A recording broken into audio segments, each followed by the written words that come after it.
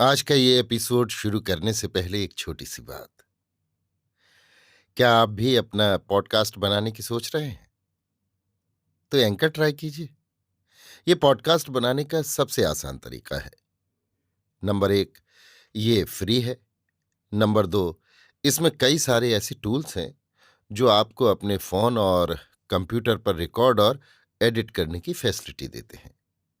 Number तीन, आप अपने पॉडकास्ट को डिस्ट्रीब्यूट भी कर सकते हैं, जिससे इसे स्पॉटिफाई और दूसरे प्लेटफॉर्म पर सुना जा सके। तो डाउनलोड कीजिए फ्री एंकर ऐप या विजिट कीजिए anchor.fm पर अपना पॉडकास्ट स्टार्ट करने के लिए। ये तो थी एक छोटी सी जानकारी, और अब शुरू करते हैं एपिसोड का सिलसिला। तो आज के एपिसोड में लीजिए सुनिए आचार्य चतुर्सेन शास्त्री के लिखे उपन्यास गोली के 29वें भाग नए जीवन का प्रारंभ को मेरी यानी समीर गोस्वामी की आवाज में। इसी समय मुझे एक नई अनुभूति हुई। इस अनुभूति की आशंका तो मुझे यूरोप के प्रवास में ही हो गई थी, पर अब उसका निश्चय हो गया। एक अनिर्वचनीय आनंद और आशा से मेरा हृदय उल्लसित हो उठा, परंतु एक अज्ञात भय से भी मैं अभिभूत हो उठी। और जब मैंने केसर से वो बात कही, तब वो कुछ विचलित सी हो गई। उसने बारीकी से मेरा निरीक्षण किया। मैं नहीं जानती थी कि ये सुसमाचार था या कुसमाचार, पर केसर ने जब गंभीर मुद्रा से कहा कि अन्नदाता को खबर करनी होगी, तब मेरा मन आशंका से भर गया और मैं शंकित सी, भयभीत सी अवसर की बाट जोहने लगी। कैसे कहूंगी, यही न सोच पाती थी। 1 मास बीत गया, पर महाराजाधिराज को मेरे महलों में पधारने का अवकाश ही न मिला। नित नए जश्न और नाच रंग में वो समूचा मास बीत गया। जब मैंने उनसे वो बात कही, तो मेरा दिल धड़क रहा था। लाज से मैं मरी जा रही थी। भय, आशंका और आनंद के झूले में मैं झूल रही थी, परंतु सुनकर वो प्रसन्न नहीं हुए। वो जैसे चौंक से पड़े। क्षण भर उन्होंने मेरी ओर ताका, फिर उनका मुंह भरे हुए बादलों की भांति गंभीर हो उठा। उन्होंने धीमे स्वर में कहा, क्या ठीक कहती हो? न जाने क्यों उनका वो प्रश्न मुझे अच्छा नहीं लगा। मेरा सारा आनंद काफूर हो गया और मैं रोने लगी। परंतु उन्होंने मुझे ढांढस बंधाया। कहा, डरने और घबराने की कोई बात नहीं है।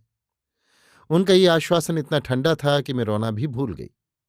मैं सोच रही थी कि ये सुनकर वो प्रसन्न होंगे, इनाम देंगे। स्त्री के जीवन में ये घड़ी तो न जाने कितने उत्साह, आनंद और आशा लेकर आती है। पर मैं मूर्खा ये तो बिल्कुल ही भूल गई थी कि मैं केवल एक स्त्री ही नहीं, एक गोली गुलाम हूं, जिसका जीवन ही सब स्त्रियों से निराला होता है। दूसरे दिन लेडी डॉक्टर ने आकर मेरा मुआयना किया और सूचना दी कि गर्भ का 3रा मास है। मुझे कुछ हिदायतें भी दी। मेरी तबीयत अब खराब रहने लगी थी। खाना पीना पचता नहीं था, सब उलट जाता था। केसर रात दिन मेरी साज संभाल में रहती थी। शायद किसुन को भी कुछ सुनगुन मिल गई थी। वो प्रसन्न मुद्रा में रहता था, पर मैं प्रायः दिन दिन भर बिछौने में पड़ी रहती थी, और कभी कभी मेरा मन ऐसा उचाट होता था कि कुछ भी अच्छा नहीं लगता था और मैं रोने लगती थी।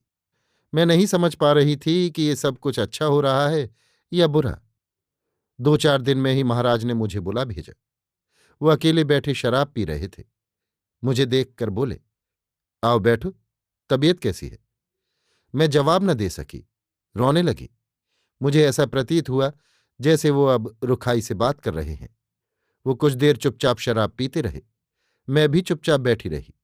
पैग उन्होंने स्वयं भरा। मैंने भरना चाहा तो कहा, रहने दे चंपा, मैंने तुझे कुछ जरूरी बात करने को बुलाया है। वो किसुन तुझे कैसा लगता है? प्रश्न सुनकर मैं घबरा गई। किसुन के लिए मेरे मन में जो एक प्रछन्न आसक्ति थी, वो क्या उन्हें विदित हो गई है? मैं यही सोचने लगी, किंतु महाराज अपनी ही धुन में थे। मेरे उत्तर की ओर उनका ध्यान ही न था। उन्होंने फिर कहा, किसुन अच्छा लड़का है, भला मानुस है, घर का आदमी है, भरोसे का है। कभी तेरे साथ उसने कोई बदसलूकी तो नहीं की? नहीं अन्नदाता, मैंने उतावली से कहा, और उनका अभिप्राय जानने के लिए मैंने उनकी ओर देखा। उन्होंने मेरे उत्तर से आश्वस्त होकर कहा, ठीक है, तू उसे पसंद करती है? मैंने डरते डरते कहा। वो अच्छा आदमी है, तो मैं तेरा उसी के साथ ब्याह करना चाहता हूं। मैं एकाएक जैसे पहाड़ से फेंक दी गई हूं, इस प्रकार चौंक उठी। क्षण भर को तो मेरे शरीर में रक्त की गति रुक गई और मेरा मुंह सूख गया। इस बात का मतलब क्या है? क्या वो मुझे त्याग रहे हैं? क्या उन्हें मेरे मन की आसक्ति का पता चल गया है? किसुन को मैं चाहती अवश्य थी, पर जिस राजभोग की मैं अभ्यस्त हो चली थी उसे अब त्यागने को भी तैयार न थी। किसुन चाकर है, गुलाम है, ये तो मेरी ही चाकरी में है। मैं गहरी सोच में डूब गई। उन्होंने कहा, तुझे पसंद है ना? मैंने डरते डरते कहा, अन्नदाता, वो तो सरकार के हुक्म से मेरी ही चाकरी में है। हाँ, तेरी ही चाकरी में रहेगा, चाकरी से मैं उसे हटाऊंगा नहीं। उन्होंने कहा। ये बात मैं समझ न सकी। किसुन से मेरा ब्याह होगा और वो मेरी ही चाकरी में रहेगा, ये बात कैसे संभव हो सकती है? मैं कुछ भी जवाब न दे सकी। परंतु महाराज ने मेरे जवाब की प्रतीक्षा नहीं की। वो गिलास रखकर उठ खड़े हुए। बोले, कुछ कहना चाहती है? नहीं अन्नदाता। तो आराम कर, कल तेरा ब्याह होगा। इतना कहकर वो चले गए। मैं जड़ बनी बैठी रही। दासी ने जब कई बार कहा, तब मैं उठकर पलंग पर लेट गई। पर ये क्या हो गया और क्या होने वाला है, ये मैं समझ न सकी। मैं इस कदर बौखला गई कि रो भी न सकी, सो भी न सकी। मेरी तमाम रात पलंग पर छटपटाते ही बीती।